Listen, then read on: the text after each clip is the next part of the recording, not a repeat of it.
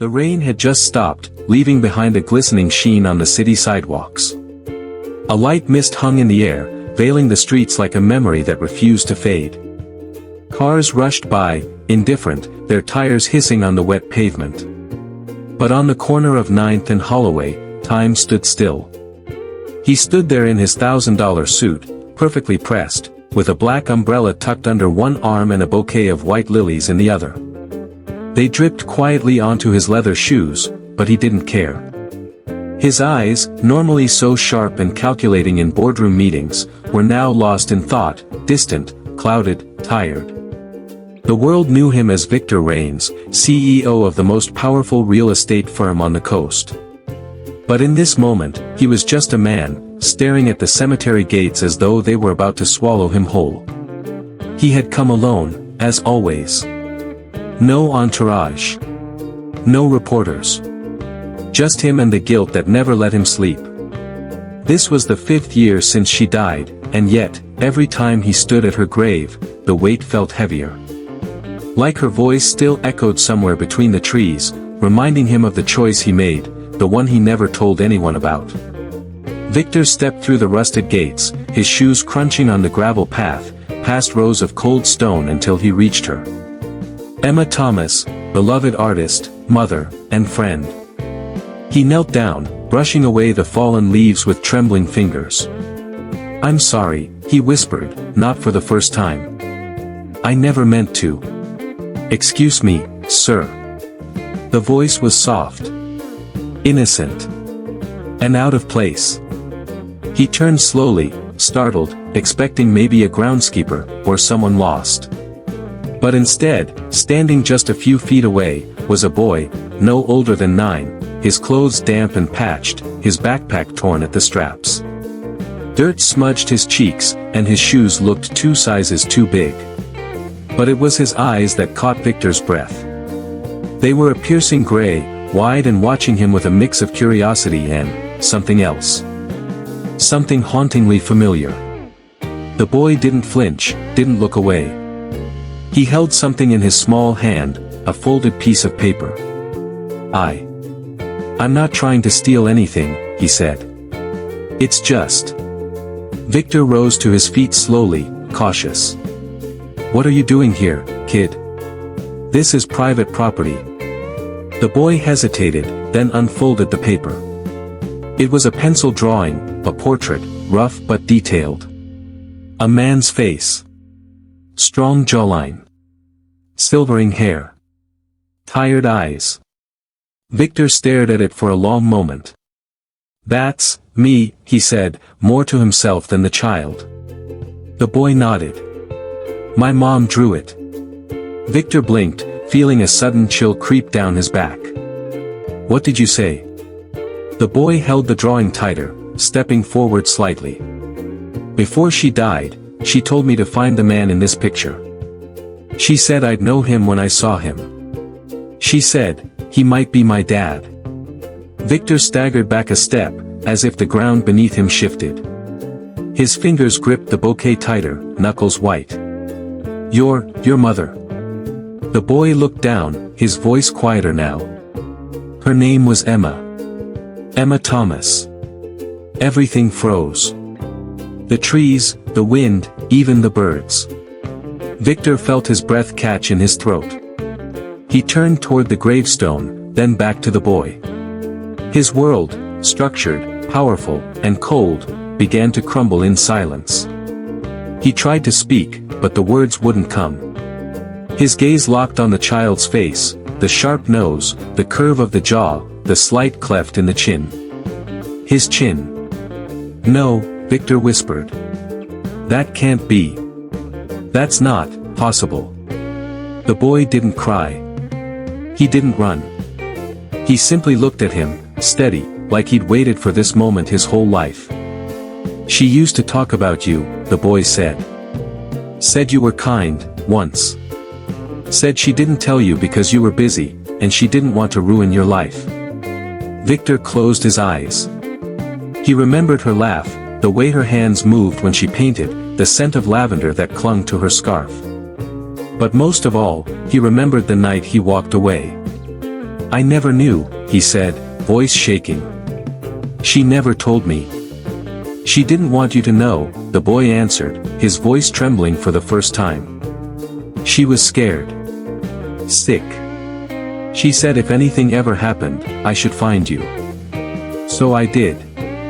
Victor fell to his knees again, this time not from grief, but from the crushing weight of something he had never dared believe he deserved, a son. The boy stepped closer, slowly. Are you him? He asked, like he already knew. Victor looked up, eyes red, voice broken. I don't know. I don't know anything anymore. But in the depths of those storm-colored eyes, a truth had already taken root. And that truth was about to change everything. Long before he became Victor Reigns, the CEO, he was just Victor. A young man with ambition too big for the small town he was born in and a heart too fragile for the brutal world he was trying to conquer. He had come to the city with nothing, no money, no family, no safety net. Just a hunger to succeed and a refusal to go back home a failure. And for a while, that hunger was enough. He worked day and night, living out of motels, eating instant noodles, sleeping in his office until it wasn't an office anymore but an extension of his body. He knew pain. He knew what it meant to build something from the ground up with bleeding hands and bruised pride. And when the world started paying attention, when the bank accounts grew, the suits got sharper, and his name began appearing in headlines, he told himself it was all worth it. But success had a price. And he paid it in silence. The first time he met Emma, she was painting a mural on the side of a crumbling cafe near downtown. Her hands were stained with color, and her laughter floated like music in the air. She had no idea who he was, and that made her even more intoxicating. She didn't care about his money, his cars, or his ruthless reputation in the business world. She only cared about stories, colors, and making forgotten places beautiful again.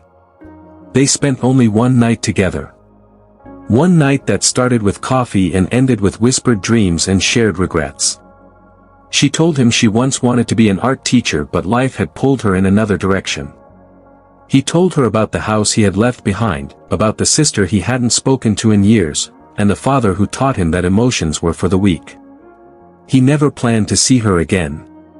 Not because he didn't want to, but because he didn't know how to make space for softness in a world where he was taught to be hard. So he disappeared. Back to boardrooms, deadlines, and battles. He told himself she'd forget him, that it had just been a moment. But sometimes, in the middle of a sleepless night, he would hear her laugh in the silence. Sometimes, when the city felt too loud, he would close his eyes and see her hands covered in paint. Years passed. He climbed higher. Bought buildings, signed deals, crushed competitors. People called him the cold flame, a man who burned everything in his path but never let anyone get close enough to feel the heat. But he was alone. He dated women who wanted to be seen with him, not understood by him. He hired assistants who feared him more than they respected him. He built an empire with walls too thick for warmth to penetrate. He told himself he was okay. Until the letter arrived. It came 6 years ago. No return address. No fanfare. Just an envelope tucked into his mailbox like any other piece of mail. Inside, a single line, handwritten in familiar, delicate cursive. I hope you're still as kind as I remember. I didn't want to tell you, but you should know, you have a son. There was no name. No phone number. No photo. Just those words. And for the first time in decades, Victor Reigns panicked. He had the letter tested. The ink, the paper, the handwriting. Everything pointed to her. Emma. But there was no trace of her online. No record of death, no address, no clue. So he buried it. Locked it away in the same drawer where he kept memories too dangerous to touch. He tried to move on, but the words haunted him. You have a son. It chipped away at his certainty. At the stories he told himself about who he was, about what he had given up in the name of power. He started avoiding weddings, skipping holidays, staring a little longer at the kids in the park across from his penthouse. He thought about hiring a private investigator. He even dialed the number once. But something in him, fear, guilt, cowardice, kept him from pressing the final digit. Until today. Until that moment in the graveyard. Until a boy with his eyes and her name stopped him cold and unfolded the truth he'd spent years trying to forget. A children's book illustrator, that she used to draw every night before bed, hoping someday a publisher would say yes. But rejection letters piled up like unpaid bills, and survival became more important than dreams. Still, she smiled as she spoke, as if even the sadness in her life had its own poetry. Victor had never felt more seen, or more terrified. The next morning, he left without a note. No goodbye. No number. No second glance. He told himself it was mercy. She deserved someone gentler. Someone who wouldn't disappear at sunrise with a heart locked in a vault. But the truth was, he was afraid. Afraid of feeling too much. Afraid of needing someone. Afraid that loving her might undo everything he had built. So he buried that night under years of acquisitions, mergers, and a cold exterior that made him untouchable. What he didn't know was that Emma never forgot him. And 9 months later, when her son, Caleb, was born, she would whisper the story of the man with sad eyes and strong hands into her baby's ears like a lullaby. She never spoke his name, only called him, the man from the city, as if saying it aloud would make it hurt more. But she drew him. Over and over again. She drew his face on napkins, on the back of receipts, on the walls of their tiny apartment when the rent was late and the heater was broken. She drew him smiling, crying, walking away. And as Caleb grew, those sketches became his bedtime stories. "Who is he, Mom?" he would ask. She'd smile softly. "Someone I knew once. Someone who looked lost, even when he said he had everything." Years passed. Emma never reached out to find him. Part of her hoped he'd return one day, as if destiny owed her that much. But life had other plans. When Caleb was 6, Emma fell ill. It started with fatigue, then dizzy spells, then long nights in the hospital. The doctors said it was late stage, aggressive, and merciless. There wasn't much time. In those final weeks, Emma gave Caleb a small notebook, her last sketchbook. It held the image of Victor's face, drawn with aching precision. A note beside it read, "If you ever see this man, tell him thank you for giving me you." And with that, she was gone. Caleb was shuffled through shelters and temporary homes, always holding tight to that notebook, always searching. He showed the picture to strangers, shopkeepers, even officers. Most thought it was a game. A child playing detective. But Caleb believed. Not because he wanted a father, he didn't know what that really meant. But because somewhere inside, he believed finding this man would make his mother smile again, wherever she was. Until one chilly morning, while Caleb was sitting on the curb outside a grocery store offering to carry bags for spare change, he saw him. The face from the sketchbook. The eyes. The silver-streaked hair. The quiet sadness hiding behind tailored suits and polished shoes. Caleb stood up, heart thudding. And with all the courage a boy could gather, he ran to the man and said the words that would shatter everything. "You look like my mom's drawing." Victor froze, the bag of groceries slipping slightly in his grip. The boy's voice didn't shake, but his hands did, holding out the worn sketchbook like it was the most important thing in the world. Victor stared at the image, then at the boy, then back at the image. His mouth opened, but no sound came out. Victor's hands trembled as he took the sketchbook. The image was unmistakable. It wasn't just a good likeness, it was him. Not the polished version that graced business magazines or corporate presentations, but the man from years ago. The one who once stood shirtless in the early light of a small apartment kitchen, stirring tea he didn't know how to make, smiling at a woman he barely knew yet couldn't forget. The boy watched him with wide eyes, unsure whether he'd done something wrong. Victor wanted to say something. Anything. But all he could do was turn the pages. Every sketch hit like a whisper from a ghost, his face drawn in soft pencil strokes, some angry, some tender, all aching with something deeper than memory. "Where did you get this?" he finally asked, voice low and sharp, though not unkind. "My mom," the boy replied. "She used to draw you all the time.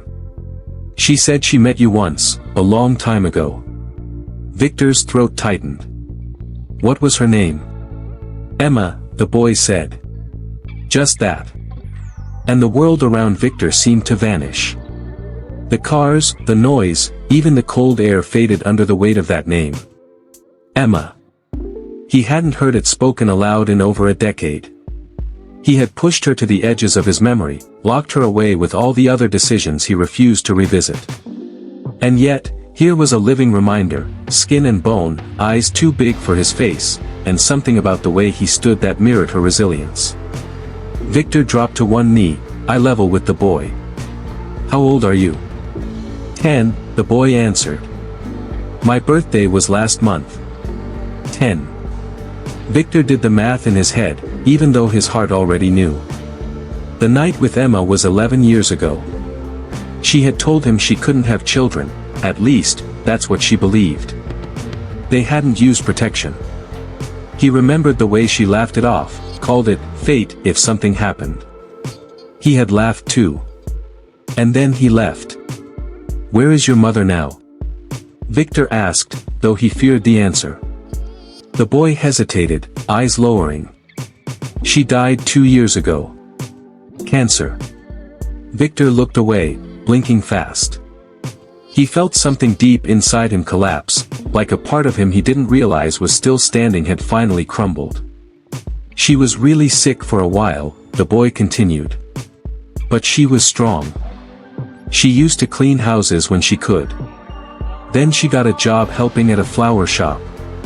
She always made sure I had enough to eat. Even when she couldn't." Victor couldn't find breath. He felt like he was drowning in a sea of details that hurt more with each word. The boy, still clutching the sketchbook, stepped closer. "Before she died, she told me, if I ever saw you, I should show you the drawing. She said, you gave her the best night of her life. And that I should thank you." Victor winced. He didn't deserve thanks. He didn't deserve any of this. "What's your name?" he asked. "Caleb." Victor swallowed hard, nodding slowly. "Caleb, do you have someone? Anyone taking care of you?" The boy shook his head. "Sometimes I stay at shelters. Sometimes with other kids. But mostly, I just try to stay out of trouble." Victor nodded again, numb. His mind was spiraling, memories coming back like shards of glass, Emma's laughter, her eyes, the way she'd hum under her breath when she was nervous. And now, this boy. His son. He stood up slowly, gaze never leaving Caleb's. "Come with me," he said, unsure of anything except that leaving him here wasn't an option. Caleb hesitated. "Are you, my dad?" Victor didn't answer. Not yet. He wasn't ready to say the word aloud. Not until he knew. Not until the weight of that word wouldn't shatter him. But something in his silence, soft, wounded, but not rejecting, made Caleb nod. He followed. The cafe was quiet that morning. A dim light filtered through the frosted windows, casting gentle reflections on the polished wood tables. Victor sat across from Caleb in a back booth, his untouched coffee cooling beside him. The boy held a hot chocolate with both hands, grateful for the warmth, but too wary to smile. Victor studied him, not like a businessman analyzes a report, but like a man trying to understand what had been missing from his life without even knowing it. Caleb's coat was too thin for the weather, his fingernails chipped and blackened with grime, but his posture was proud. Defensive. He didn't beg. He didn't plead. He simply existed, quietly daring the world to try and break him more than it already had. Victor had seen that look before, on Emma's face, the night they met.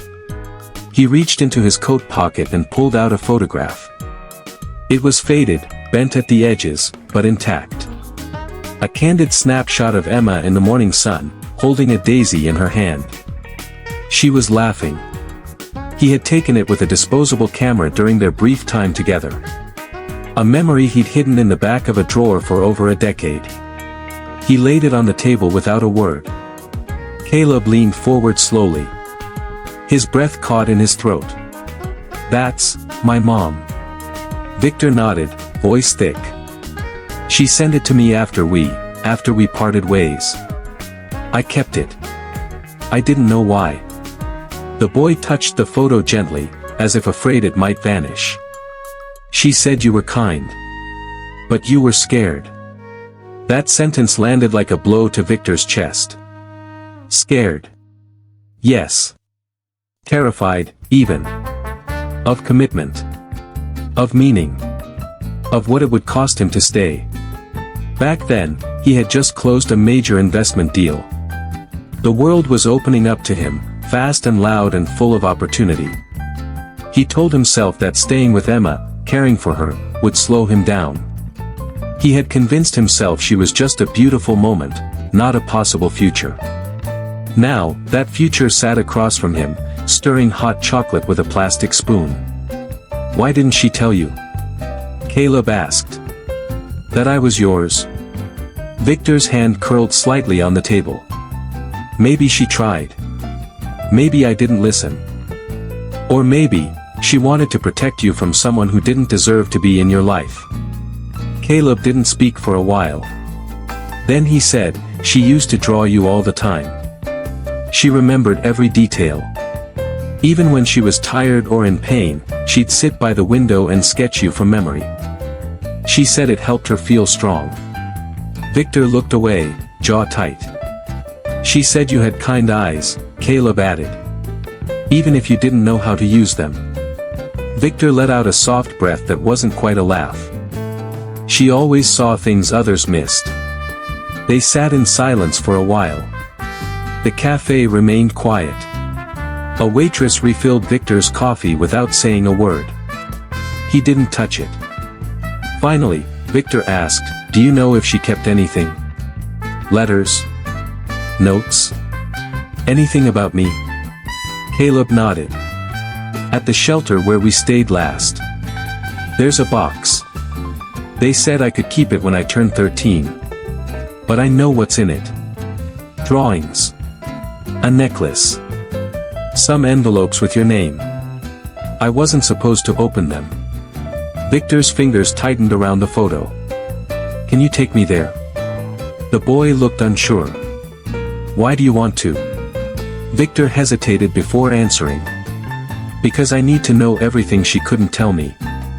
And because, if there's even the smallest chance that I left something good behind, I have to try and make it right." Caleb nodded slowly. "Okay. I'll take you." They left the cafe together, the wind cutting through the narrow alleyways like knives. Victor instinctively reached out and gently rested his hand on Caleb's shoulder as they crossed the street. The boy didn't flinch. Something unspoken was forming between them. Not yet a bond, but the start of one. Fragile. Unsteady. But real. And as they disappeared into the morning haze, Victor knew the next steps wouldn't be easy. There would be truths that hurt more than silence ever had. But for the first time in years, he wasn't walking away. He was following something. Or someone. And this time, he intended to stay. The shelter sat at the edge of town, tucked between a crumbling laundromat and a shuttered convenience store. It wasn't the kind of place that welcomed sunlight, even on clear days. The bricks were faded, the metal door rusted at the hinges. Yet, as Caleb led Victor through the narrow gate and into the dim hallway, something warm stirred in the air, a sense of memories clinging to the walls, of moments both painful and precious sealed inside.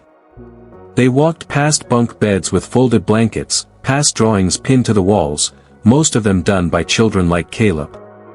One, in particular, caught Victor's eye, a portrait of a man in a suit, his hair silver, his expression calm but kind. It looked unfinished, as if the artist had paused mid-stroke to capture a better angle in their mind. The resemblance was unmistakable. "That's you," Caleb said quietly.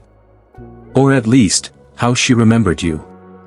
Victor stared at the drawing, a chill running down his spine. "She never forgot."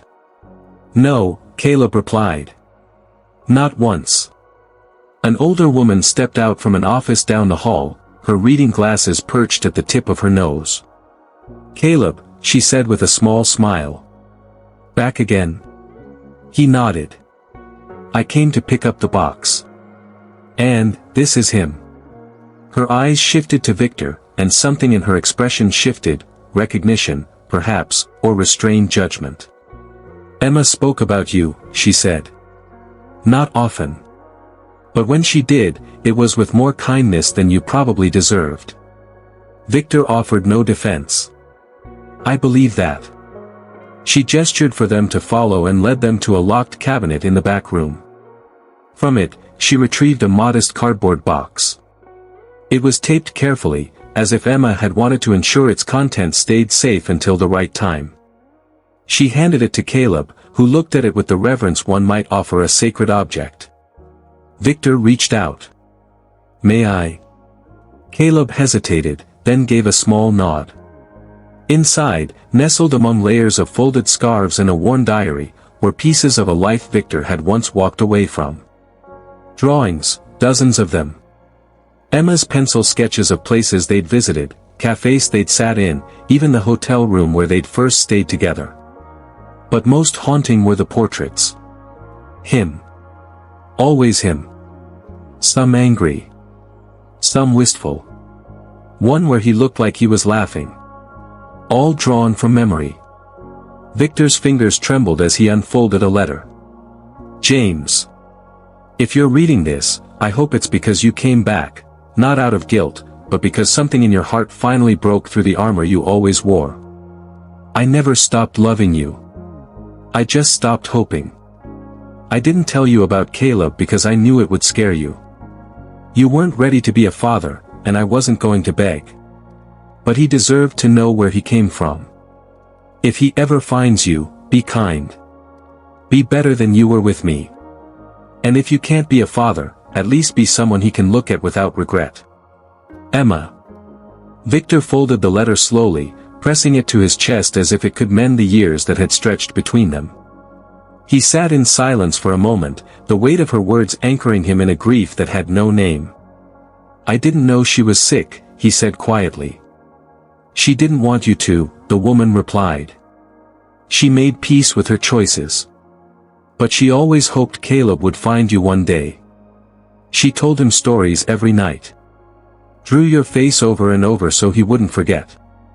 Caleb reached into the box and pulled out a necklace, delicate, silver, with a tiny bird pendant. She said it was her promise to never give up hope. Victor took a shaky breath. "That's what she wore the night we said goodbye. She told me it was a symbol of freedom. I thought she meant for me." They sat there, the three of them, surrounded by fragments of a life lost but not forgotten. Victor felt stripped bare. Every deal he'd closed, every mansion he'd walked through, every conference he'd spoken at, none of it compared to the raw truth in this room. "Caleb," he said after a long pause, "I can't change the past. And I don't expect you to forgive me.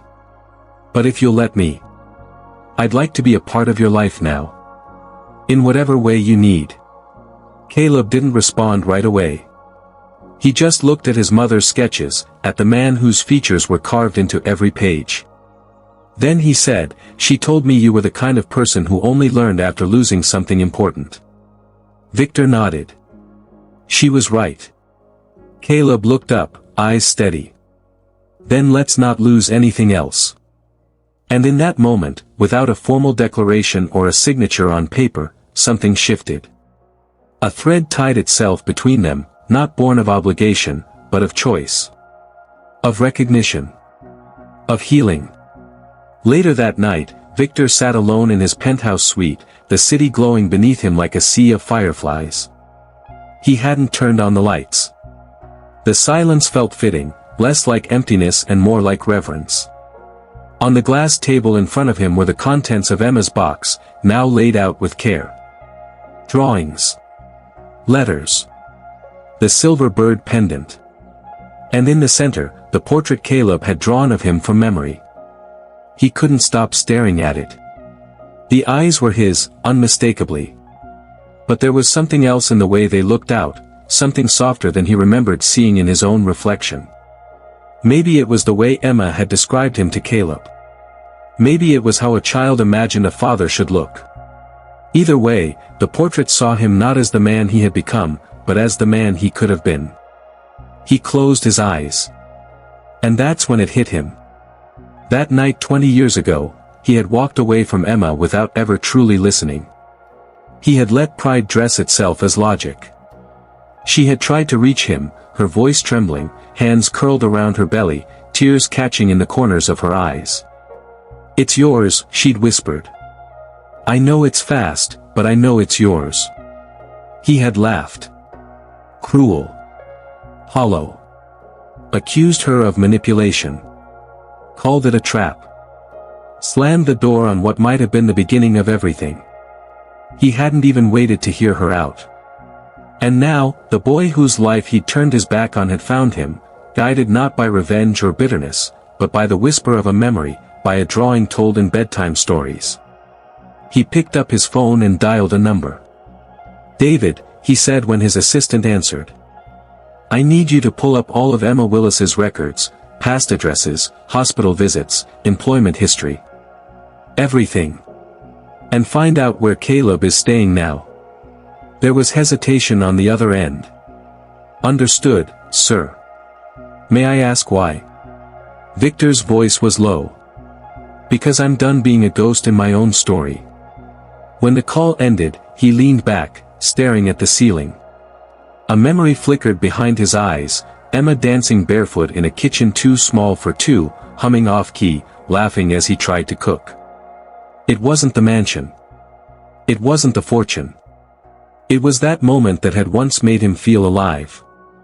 And he had traded it for silence and spreadsheets. The next morning, he was standing in front of the grave again. Fog hung low across the stones, curling around marble angels and wilting bouquets. He wore a black coat, the collar turned up, the silver pendant in his palm. "I didn't come here to ask for forgiveness," he whispered. "I wouldn't dare." He knelt down, brushing a few leaves from the headstone. "But I want you to know. I met him. Our son. And he's good, Emma. He's kind. Strong. Smarter than I ever was." His voice broke. "You did it. You raised him. You gave him everything I should have. And I don't know how to make up for that, but I swear to you, I'm going to try." The wind shifted, carrying the scent of damp earth and distant lilacs. For a moment, it felt like she was there, watching, listening, offering silence in place of blame. Behind him, a voice called out. "I didn't think you'd come back so soon." Victor turned. Caleb stood at the edge of the path, hands in his pockets, his faded hoodie zipped halfway up. "I couldn't sleep," Victor said. "Me neither." They stood in silence for a moment. Then Caleb walked forward, his eyes scanning the grave. "I used to think if I found you, I'd feel something. Anger. Relief. I don't know. But mostly, I just feel tired." Victor nodded. "Me too." "I read her diary again," Caleb said quietly. "She never hated you. She should've, but she didn't. She always said you had potential, you just didn't know how to love yet." Victor's breath caught in his throat. "She said that?" he asked. Caleb nodded. "She said loving someone who doesn't know how to love is like planting seeds in frozen ground. Takes time. And a lot of patience." Victor looked down at the pendant in his hand.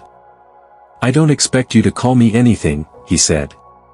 Not Dad, not James, not even, hey you. I want to be in your life. However you'll allow it. Caleb studied him for a long moment, the wind tugging at his hoodie. Okay, he said finally. But on one condition. Victor raised an eyebrow. Anything. Caleb pulled a folded paper from his pocket. It was the same drawing, the one of Victor, the one that had started all of this. Sit for me. Let me draw you again. Not from memory. Not from stories. From who you are now. Victor's throat tightened. You want me to pose? No, Caleb said with a small smile. I want to see if what Mom remembered is still there. I want to know if she was right. Victor's hands trembled slightly as he nodded. They sat down on the bench together, the past between them like a ghost slowly fading in the morning light. And as Caleb began to sketch, Victor sat still, trying not to blink, not to cry, not to let the weight of time crush the moment that had finally arrived. Somewhere in the stillness, a bond began to form. Not through blood. Not through words. But through grace. The clock inside Victor's mansion chimed noon, but time felt meaningless. The echoing sound bounced off the marble walls and faded into the silence that now dominated the space.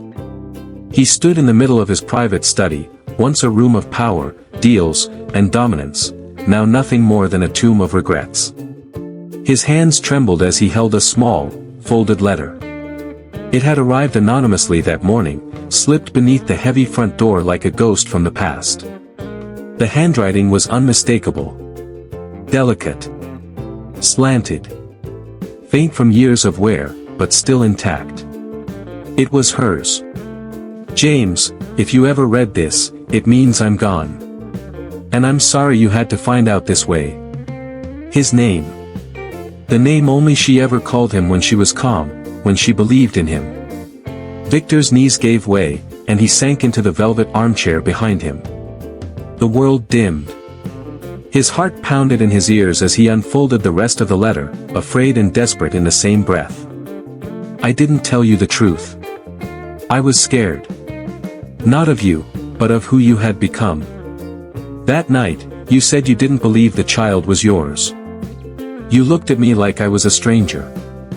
And in that moment, I knew you had already left me, even though your body was still in the room. His fingers pressed tighter against the pages. The memory of that night haunted him. The shouting. Her tears. His cold silence. The door slamming shut.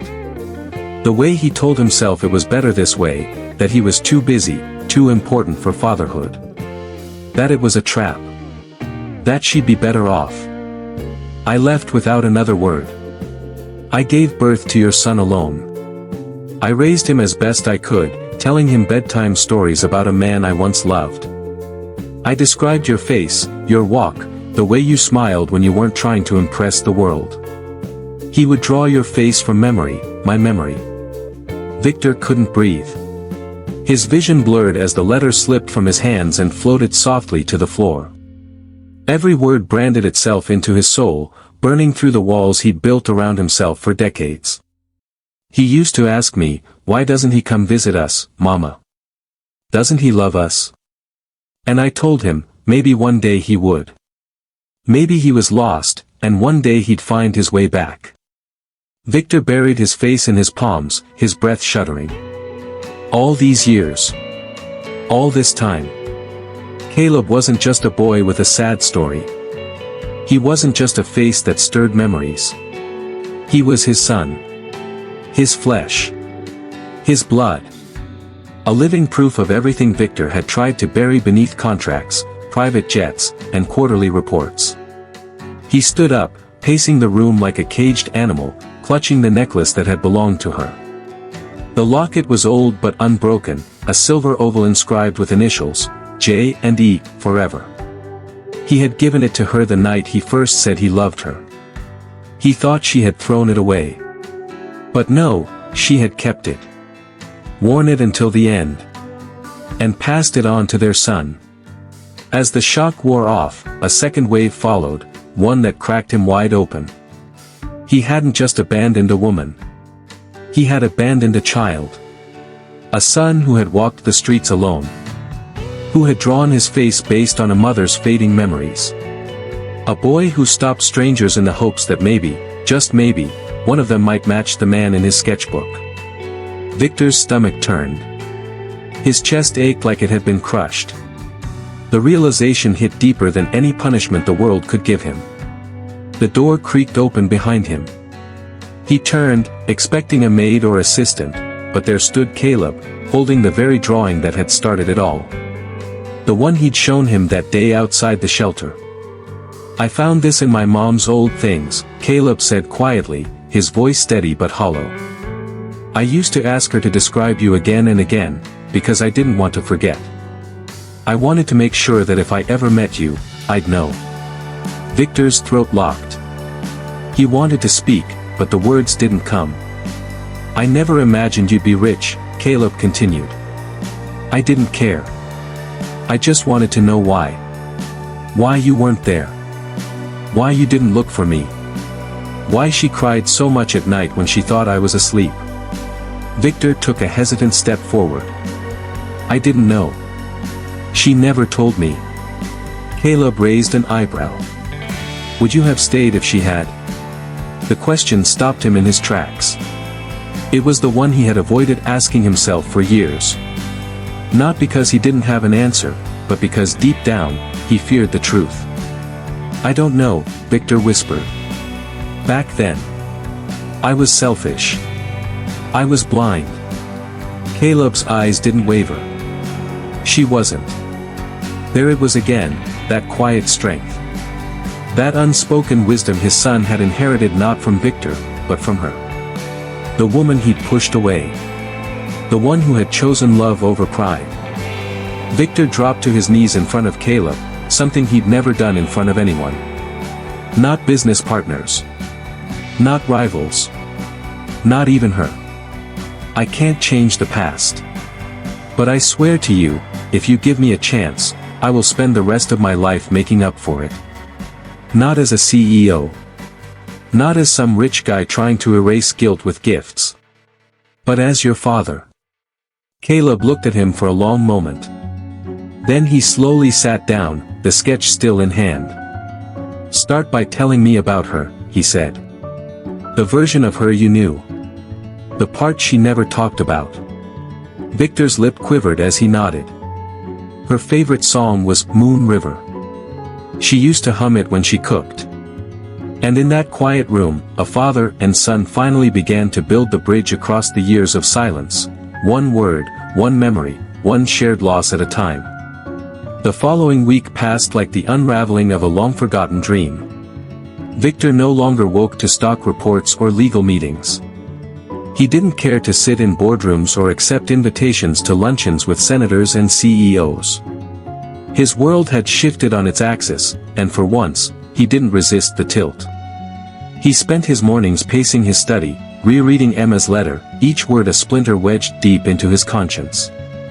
He no longer saw dollar signs or mergers when he closed his eyes.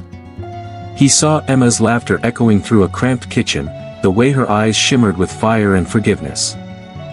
And now, he saw Caleb, walking the same streets Victor had once ignored, drawing pictures out of longing instead of joy. Victor had always been a man of precision, of control. But fatherhood, true, raw fatherhood, was none of those things. It was surrender. And he was finally ready. So he did the only thing he had left to offer. He opened his doors. He invited Caleb over, not to impress, not to boast, but simply to be there. The boy was wary at first, stiff in his body language, eyes always scanning the room like it might vanish if he blinked. Victor didn't push. Instead, he shared stories of Emma. Not the woman Caleb knew in sickness and survival, but the girl Victor had loved when life was still blooming. He told him about their first date, how she'd challenged him to a game of chess and won, grinning with satisfaction. He told him about how she once sang off-key at a company party, not caring who watched. "She made everything feel less heavy," Victor said, his voice low. She was the only thing that made me believe I wasn't just a machine. Caleb listened, sometimes nodding, sometimes looking away. But he stayed. And that, Victor knew, meant everything. One evening, after hours of quiet conversation, Caleb stood up and walked toward a shelf of dusty photo albums Victor hadn't touched in decades. His fingers hovered, then settled on a thick, leather-bound book with gold trim. He opened it, and they both stared at the faded photos inside. There was one of Emma, beaming in a sundress, holding a sunflower larger than her face. Another of her and Victor, standing beneath a tree, their fingers barely touching. And then, tucked into the back, was a sonogram. Unlabeled. Undated. Caleb held it up, his fingers trembling. "Is this?" Victor nodded slowly. "She gave it to me the night she told me. I never looked at it. I shoved it in there and tried to forget." Caleb didn't speak. He didn't need to. The weight of silence between them said it all. That night, Victor returned to Emma's grave. This time, he didn't come alone. Caleb stood beside him, not as a stranger, not as a ghost from a life Victor abandoned, but as something more solid, more real. The fog curled around them, but neither flinched. They stood together in quiet, staring at the headstone carved with the name of the woman who had changed them both. Victor knelt. "I was a coward," he said, his voice rough. "And I missed everything. I missed his first words, his birthdays, his scraped knees, his drawings." He looked up at Caleb. "But I don't want to miss anything else." Caleb looked at the grave, then down at Victor. "Then don't," he whispered. From his coat pocket, Victor pulled out a box. Inside was the same silver locket Emma had worn, the one she'd clutched in every photograph, the one Caleb had held for years.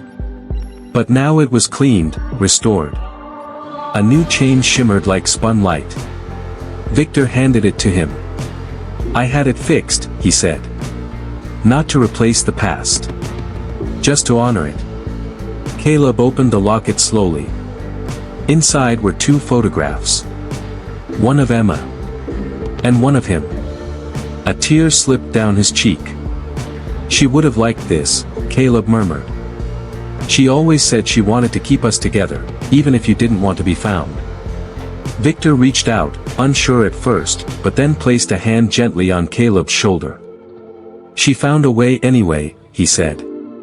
"Through you." The two of them sat on the stone bench nearby, the last light of day bleeding into dusk. Victor watched as Caleb traced the grooves of the locket, then looked up at the sky. "I used to imagine what kind of dad you'd be," Caleb said softly. "Sometimes I thought you were a firefighter. Or an astronaut. Other times, I imagined you were a spy." Victor chuckled, a quiet sound he hadn't made in years. "You were wrong on all counts. I was just a man too afraid to love anything he couldn't control. But not anymore." Victor looked over, eyes shining. "Not anymore." In that moment, something shifted. It wasn't dramatic. There were no fireworks. No thunderclaps or angelic choirs. Just a shared stillness. A breath exchanged between two broken hearts beginning to heal. Caleb stood and offered his hand. Victor took it. "Come on," Caleb said. "I'll show you my latest sketch." They walked toward the car side by side, the cemetery behind them. And though Emma was gone, her spirit lingered, not in stone or silence, but in the bond she had built between them. It was fragile, imperfect, but it was real. And it was just beginning. Victor had always thought that redemption came in grand gestures. He imagined it required the roar of applause, a moment of public transformation, or the dramatic arc of a life rewritten in front of flashing cameras. But in the weeks that followed, he learned something far more profound. Redemption, real redemption, was quiet. It was found in the smallest moments. The way Caleb smiled a little more easily when he walked through the front door. The way the boy left his sketchpad on the kitchen counter, open for Victor to see. It was in shared dinners with no agenda, no scripts. Just food, conversation, and the healing silence in between. Victor didn't try to replace what was lost. He knew he couldn't. The years with Emma were gone, irretrievable. He would never watch Caleb take his first steps or hold his hand through nightmares. But he could show up now. And he did, every single day. He enrolled Caleb in school, met with counselors, and even sat through art classes to better understand his son's passion. He was awkward at first, a relic in tailored suits among children in paint-splattered aprons. But Caleb never laughed. He only watched, amused, as Victor fumbled with pastels and watercolors. And Victor, in turn, watched Caleb bloom. The boy's drawings began to shift. Where there were once stormy streets and shadowed figures, now appeared warm lights, gentle faces, and hands held in safety. One day, Caleb brought him a new sketch. It showed a boy and an older man sitting under a tree, the leaves glowing in golden sunset. Beneath it, in careful handwriting, were the words, "Me and Dad." Today. Victor didn't cry often. But that day, he did. They visited Emma's grave every Sunday. Caleb always brought wildflowers, never store-bought. She liked the messy kind, he said. Victor never corrected him. He only knelt, laid his hand gently on the cool stone, and whispered stories she would have laughed at. "Your boy's got your spark," he said once. "He's got your stubbornness, too." One Sunday, as they stood together, Caleb turned to him. "You think she knew?" he asked. Victor didn't hesitate. "She hoped. And that hope, it got us here." Caleb nodded, his expression more grown than his years. "Then I think she's still watching." Victor placed an arm around his shoulders. "If she is, I hope she sees this. Us." That evening, back at the house, they cooked together for the first time. It was a disaster. Pancake batter on the ceiling, flour in Caleb's hair, and a completely burnt sausage Victor insisted was perfectly edible. But laughter filled the kitchen, bouncing off walls that had once echoed only silence. Later, as Caleb curled up on the couch with his sketch pad, Victor stood by the window, staring at the moonlight spilling across the floor. He thought of the man he used to be. Cold. Calculated. Alone. A man who believed love was a weakness, not a compass. But now, love had guided him home. Not to a mansion or a legacy, but to a child who needed a father, and a chance to be one. He walked over, placed a gentle kiss on Caleb's forehead, and whispered, "Good night, son." Caleb didn't open his eyes. But a smile touched his lips. "I love you, Dad." Victor sat beside him, silent for a long time. "I love you too," he whispered back. Not because it was expected. Not because it was easy. But because it was true. The house was quiet again, but not the cold kind of quiet. This quiet was warm. Peaceful. Full of breath and possibility.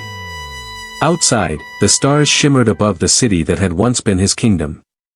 But tonight, his world was smaller. And so much richer. Just a boy. A father. And the hope that it's never too late to begin again. She used to hum it when she cooked. And in that quiet room, a father and son finally began to build the bridge across the years of silence. One word, one memory, one shared loss at a time. The following week passed like the unraveling of a long-forgotten dream. Victor no longer woke to stop reports or legal meetings. He didn't care to sit in boardrooms or accept invitations to luncheons with senators and CEOs. His world had shifted on its axis, and for once, he didn't resist the tilt. He spent his mornings pacing his study, rereading Emma's letter, each word a splinter wedged deep into his conscience. He no longer saw dollar signs or mergers when he closed his eyes. He saw Emma's laughter echo through a crowded kitchen, the way her eyes shimmered with fire and forgiveness. And now, he saw Caleb, walking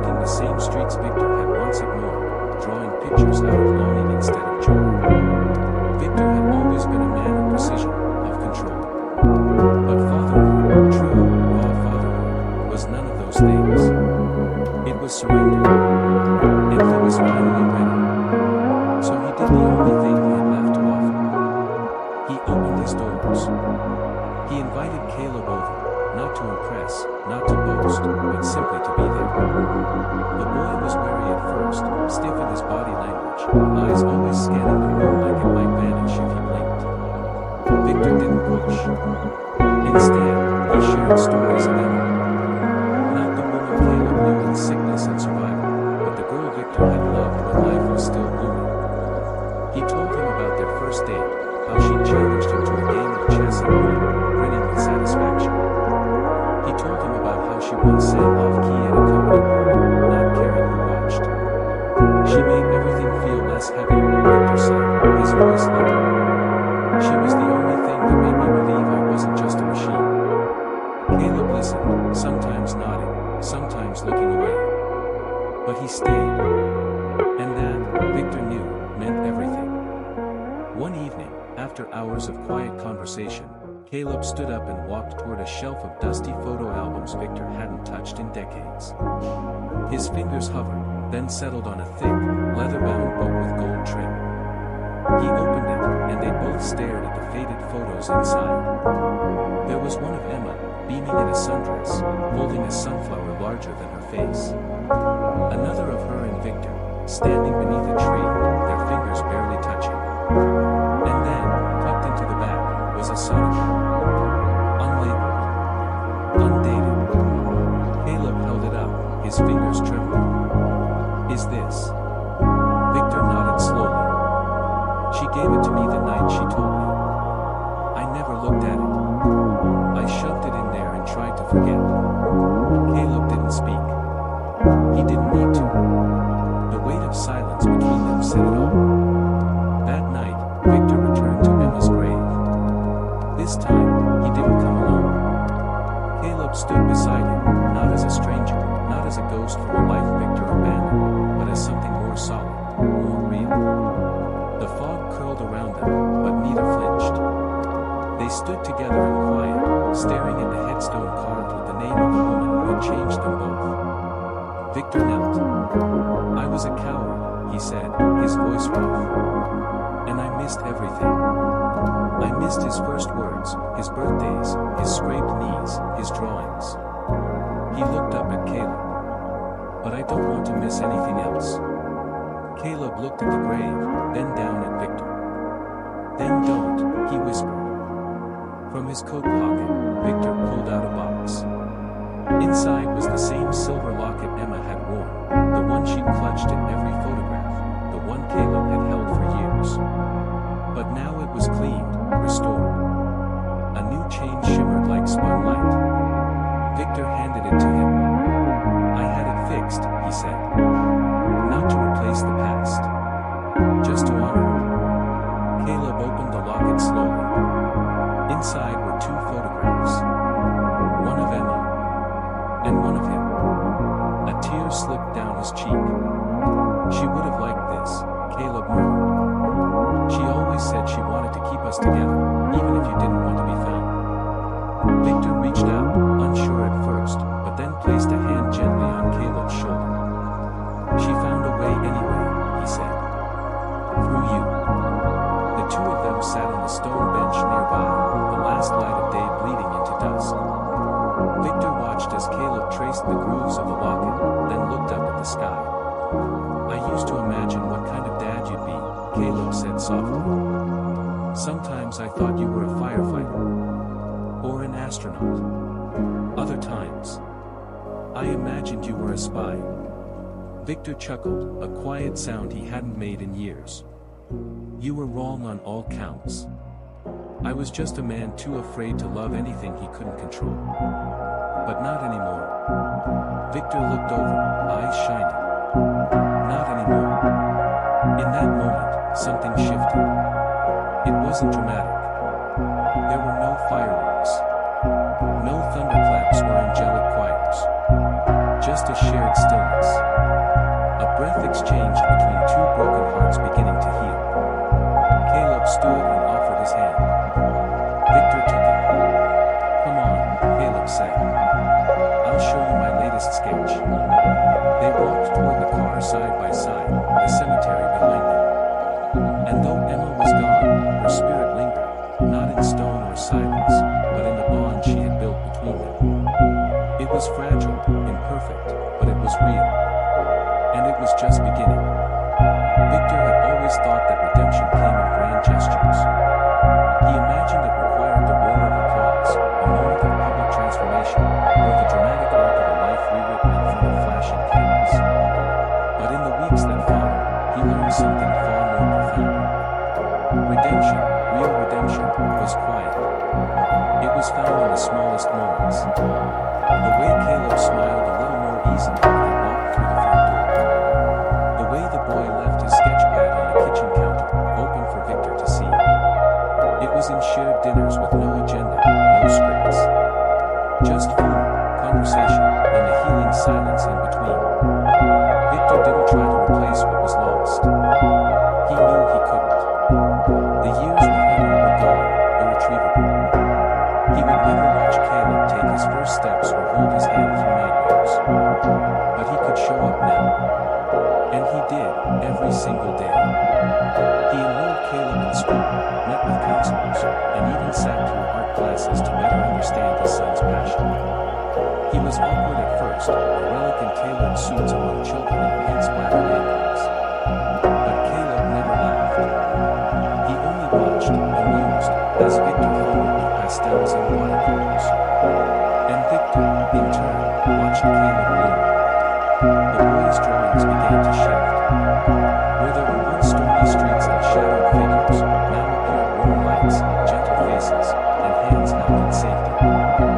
One day, Caleb brought him a new sketch. It showed a boy and an older man sitting under a tree, the leaves glowing in golden sunset. Beneath it, in careful handwriting, were the words, "Me and Dad." Today. Victor didn't cry often. But that day, he did. They visited Emma's grave every Sunday. Caleb always brought wildflowers, never store-bought. She liked the messy kind, he said. Victor never corrected him. He only knelt, laid his hand gently on the cool stone, and whispered stories she would have laughed at. "Your boy's got your spark," he said once. "He's got your stubbornness, too." One Sunday, as they stood together, Caleb turned to him. "You think she knew?" he asked. Victor didn't hesitate. "She hoped. And that hope, it got us here." Caleb nodded, his expression more grown than his years. "Then I think she's still watching." Victor placed an arm around his shoulders. "If she is, I hope she sees this. Us." That evening, back at the house, they cooked together for the first time. It was a disaster. Pancake batter on the ceiling, flour in Caleb's hair, and a completely burnt sausage Victor insisted was perfectly edible. But laughter filled the kitchen, bouncing off walls that had once echoed only silence. Later, as Caleb curled up on the couch with a sketchpad, Victor stood by the window, staring at the moonlight spilling across the floor. He thought of the man he used to be. Calculated. Alone. A man who believed love was a weakness, not a compass. But now, love had guided him home. Not to a mansion or a legacy, but to a child.